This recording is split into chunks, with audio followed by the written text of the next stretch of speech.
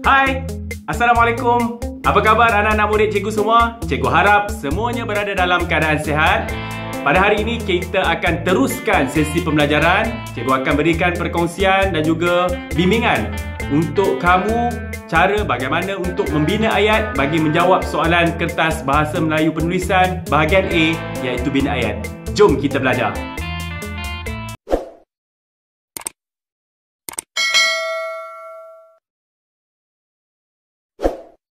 Baiklah, sebelum kita meneruskan sesi perkongsian pembelajaran kita pada hari ini, mari kita sama-sama imbas kembali tentang cara bagaimana kita menulis ayat berdasarkan gambar ataupun berdasarkan bahan grafik yang telah kita belajar pada sesi awal persekolahan yang lalu. Yang pertama kita lihat soalan bahagian A bagi kertas Bahasa Melayu Penulisan, iaitu bina ayat. Biasanya diberi dalam bentuk grafik seperti gambar tunggal yang cikgu selalu beri kepada kamu, gambar bersiri dan sebagainya untuk kamu jawab. Yang mana kamu perlu memahami bentuk grafik atau bahan yang diberikan dan memindahkan maklumat yang kamu lihat dalam bentuk tulisan. Jadi kamu perlu hanya menulis 5 ayat yang lengkap sahaja, dan setiap daripada ayat yang kamu tulis tu perlulah kamu nomborkan, daripada nombor 1 sehingga ke nombor 5. Dan apa yang kamu perlu tulis adalah kamu lihat pada gambar dan kamu cuba pindahkan maklumat yang kamu dapat dalam bentuk tulisan, dan kamu perlu tulis ayat yang bersesuaian dan ada kena mengena 100% dengan gambar yang kamu lihat. Itu penting supaya ayat yang kamu tulis tidak terpesong. Dan seterusnya, ayat yang baik mestilah ayat yang mempunyai subjek, predikat dan pelengkap ayat. Okey, yang ini cikgu akan terangkanlah, kamu tidak perlu tahu dengan lebih mendalam. Dan yang terakhir, sila bina ayat yang tersurat. Maksudnya bina ayat yang kamu nampak secara realitinya betul-betul ada dalam gambar. Kalau dalam gambar tu kamu nampak ada seorang murid perempuan sedang menyusun meja, kamu tulis ayat menyusun meja. Aminah sedang menyusun meja. Macam itulah, ya. Jadi apa yang kamu nampak kamu tulis. Jangan kamu tulis benda yang kamu tak nampak. Baik, mari kita sama-sama lihat contoh. Okey, di hadapan sekarang pada paparan skrin ini, cikgu berikan skeping gambar untuk kamu lihat beberapa aktiviti yang ada di dalam gambar tersebut. Apabila kamu lihat saja gambar, yang pertama sekali kamu perlu buat adalah kamu kena tahu gambar ni tentang apa. Okay, gambar tentang mungkin aktiviti gotong royong di sekolah. Selepas kamu kena pasti gambar ni berkaitan dengan apa, barulah kamu bulatkan aktiviti yang ada, yang sedang dilakukan oleh pelakon-pelakon yang ada di dalam gambar. Tengok orang-orang yang ada dalam gambar ni, dia sedang buat apa, kamu bulatkan. Okay, yang pertama tengok, mungkin dia sedang mengelap meja, menyapu sampah, membersihkan longkang, mengecat bangunan, mengecat dinding, mengangkat meja, mungkin menyusun meja, menanam pokok bunga, menyiram pokok bunga, dan juga yang ini sedang mengangkat sesuatu di dalam troli. Okey, tak apalah, mungkin ada cangkul kot di situ, cangkul ke barang-barang untuk berkebun.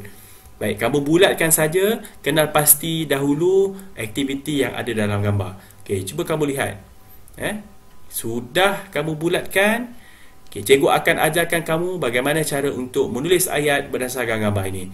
Untuk cikgu gunakan satu teknik yang boleh digunakan oleh murid yang mungkin baru boleh untuk menulis. Jadi cikgu syorkan kepada murid yang baru boleh untuk menulis, gunakanlah teknik C, Budi Plus. Yang mana teknik ini cikgu yakin ramai guru di Malaysia gunakan untuk bantu anak-anak murid menulis ayat dengan baik. Apa itu C, Budi Plus? Okay, C itu singkatan untuk siapa, Bu buat apa, di mana, plus pula ialah tambahan ataupun apa-apa ayat kecil lain yang boleh kamu tambah untuk memastikan ayat tersebut lengkap. Baik, ini ialah teknik yang boleh kamu gunakan, iaitu teknik C Budi Plus untuk kamu membina ayat bagi soalan bahagian A ini. Kita tunjuk contoh yang pertama. Okay, sebelum tu kita tagging dulu. Pas kamu buat, kita tengok ada berapa gambar. 1, 2, 3, 4, 5, 6, 7, 8. Baik, di dalam gambar ini ada 8. Cuba ingat semula, dalam sesi penerangan cikgu yang pertama tadi, cikgu maklumkan bahawa untuk menjawab soalan bahagian A, kertas bahasa Melayu penulisan, iaitu bina ayat, kamu hanya perlu menulis berapa ayat? Kamu hanya perlu tulis sebanyak 5 ayat sahaja. Jadi di dalam gambar ada 8. Jadi tak ada masalah pun. Kalau ada banyak pun, kamu tulis sebaiknya 5 jawapan ataupun 5 ayat berdasarkan gambar. Tetapi tidak apa, pada hari ini cikgu hanya akan memberikan contoh kepada kamu untuk kamu mengaplikasikan teknik CBUDI Plus ini untuk kamu menjawab soalan bina ayat berdasarkan gambar. Baik, bagaimana cara untuk menulis? Cikgu syorkan kamu, bagi yang mula-mula baru nak menulis, kamu gunakan kaedah ataupun teknik CBUDI Plus ini, kamu buat dalam bentuk jadual seperti paparan. Okey, kamu asingkan CBUDI Plus. Siapa buat apa, di mana dan juga plus. Kamu buat 4 kotak. Baik, kita lihat contoh gambar pertama. Apa yang sedang dibuat oleh gambar pertama tu? Murid sedang mengelap meja di kantin. Jadi, bagaimana cara untuk menulis ayat berdasarkan teknik ini? Kita gunakan teknik CBUDI untuk membina ayat. Yang pertama, siapa? Okey, kamu letaklah nama siapa-siapa. Muhaimin. Okey, buat apa? Sedang mengelap meja. Di mana? Di kantin. Okey, kamu tambahkan lagi apa-apa ayat ataupun ayat, sama ada ayat kecil dan sebagainya, untuk melengkapkan ayat ini menjadi ayat yang lebih baik.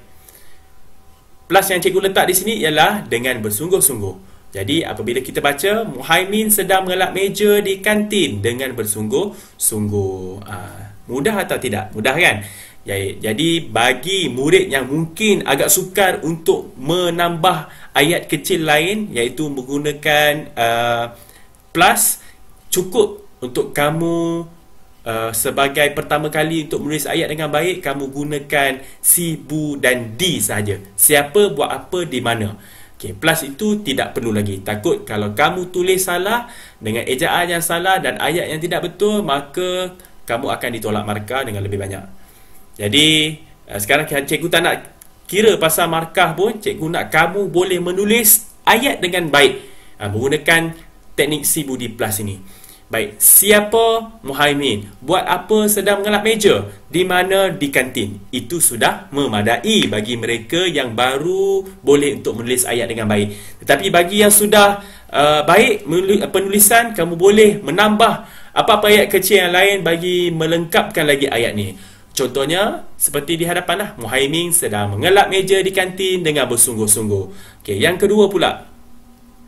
Okey, Ashfia sedang menyapu sampah. Kita nampak nombor 2 tu ada seorang murid perempuan sedang menyapu sampah. Kita ambil satu contoh nama, Ashfia. Ashfia sedang menyapu sampah di kantin sehingga bersih. Maknanya menyapu sampah di kantin sehingga kantin tu bersih. Ini cara bagaimana untuk menulis ayat menggunakan teknik CBUDI Plus. Jadi apabila kamu menjawab di dalam kertas peperiksaan, kamu jangan sesekali guna jadual ni. Kamu tukarkan dalam bentuk ayat yang lengkap tanpa menggunakan jadual. Mari cikgu tunjuk contoh. Muhaimin sedang mengelap meja di kantin dengan bersungguh-sungguh. Kamu pindahkan dalam ayat begini.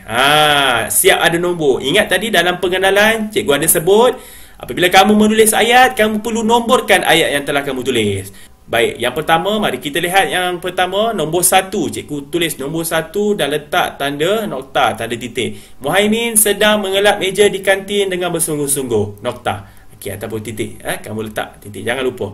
Dan yang kedua, Ashfia sedang menyapu sampah di kantin sehingga bersih. Apabila dalam soalan, jangan kamu buat jadual. Kamu perlu tulis sebegini. Ni. Tulis Ashfia sedang menyapu sampah di kantin sehingga bersih. Jadi tulis begini, jangan buat jadual. Jadual ini hanya untuk sebagai latihan kepada kamu supaya kamu boleh menulis ayat dengan baik. Baiklah, sampai di sini saja pertemuan kita pada kali ini. Cikgu harap kamu semua memperoleh manfaat daripada perkongsian cikgu pada kali ini. Sehingga kita berjumpa lagi di lain masa. Assalamualaikum. Bye.